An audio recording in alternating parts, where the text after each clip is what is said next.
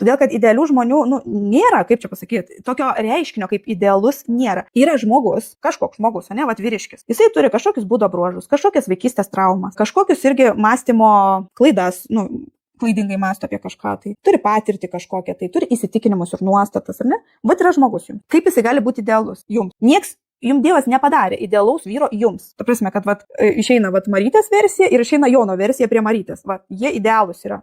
Taip tai nebūna, teisingai, visi mes esame individualūs, visiškai asmeniški, su savo visokiom vingrybėm, įvairybėm, visokiais nuokrypiais ir pagal jūs nėra vyro idealaus. Tai yra tik tai jūsų svajonėse. Jūs svajonėse galite nusipiešti, jūs svajonėse galite su juo ant žirgo paplūdimiu lėkti, vaizduoti savo. Realybėje šito nėra.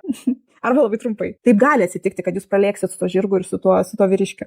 Bet kas bus nulipus nuo to žirgo, tai tikrai negalėčiau atsakyti. Ir jūsų fantazija irgi nenuneš, kaip iš tikrųjų galėtų būti gyvenime.